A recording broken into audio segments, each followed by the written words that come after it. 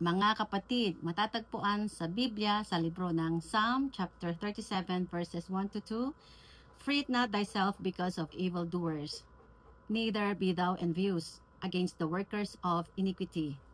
For they shall soon be cut down like the grass, and wither as the green herb. Alam nyo ba, madalas tayong magtanong, bakit yung mga taong hindi naman nagsisikap ng matapat, sila pa ang mabilis umasenso? Bakit yung iba parang ang dali ng buhay nila, kahit mali naman ang ginagawa nila? Kung minsan nakaka-discourage, pero dito tayo pinapaalalahanan ng Panginoon. Huwag tayong mainggit at huwag tayong mabahala. Dahil kung anuman ang tinatamasa nila ngayon, panandalian lang yun. Para lang silang damo. Mabilis tumubo, pero mabilis ding malanta. Instead, God calls us to a higher way of living. Matatagpuan ulit sa Psalm 37 verse 3. Trust in the Lord and do good, so shalt thou dwell in the land, and verily thou shalt be fed.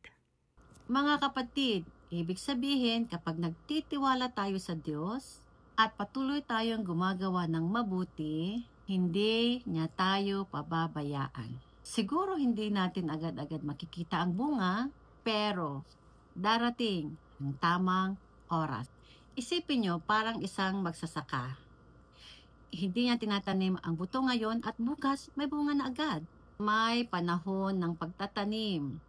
May panahon ng paghihintay at darating din ang panahon ng pag-aani. Ganon din tayo. Minsan, mahirap maghintay.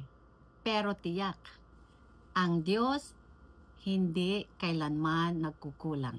At isa sa pinakamagandang pangako ng Diyos sa Psalm chapter 37 verse 4, delight thyself also in the Lord, and He shall give thee the desires of thine heart. Ang tanong, saan ba nakaangkla ang kagalakan natin? Kung ito ba'y nasa pera, tao, o tagumpay, madaling mawala yan. Pero kapag ang kagalakan natin ay nasa Diyos, siya mismo ang magbibigay ng tunay na kasiyahan at ipagkakalob niya ang nais ng ating puso. Pwede nating isipin, paano kung matagal bago dumating yung prayer ko? Yung matagal ko nang hinihintay. Mga kapatid, remember this, God's delays are not God's denials. Hindi ibig sabihin na hindi agad dumating ay hindi niya ibibigay. God works in His perfect timing. Matatagpuan muli sa Psalm chapter 37 verse 5. Commit thy way unto the Lord.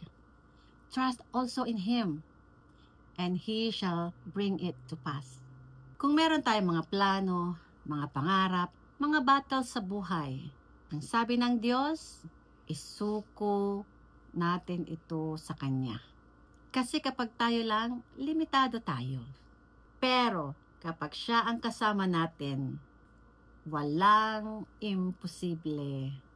Naalala ko yung mga panahon na parang walang kasiguraduhan sa buhay ko. Siguro naranasan mo rin yon. Yung tipong nagsusumikap ka, pero wala kang nakikitang resulta. Pero nung natutunan kong isuko at ipagkatiwala sa Diyos ang lahat, unti-unti niyang pinakita sa akin ang kanyang kabutihan at unti-unti niyang binago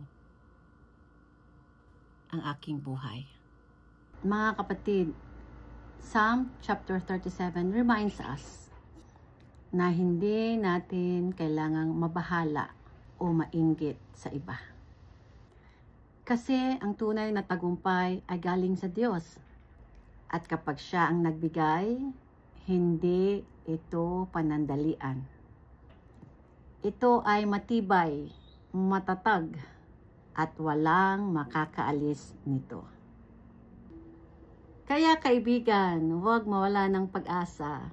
Kung ngayon ay season of waiting ka, magtiwala ka. If you keep doing good, delighting yourself in the Lord, and committing your way to Him, darating at darating ang panahon ng tagumpay mo. Psalm 37 is God's promise. Trust, delight, commit, and watch Him move in your life. Because truly, the steps of a good man are ordered by the Lord.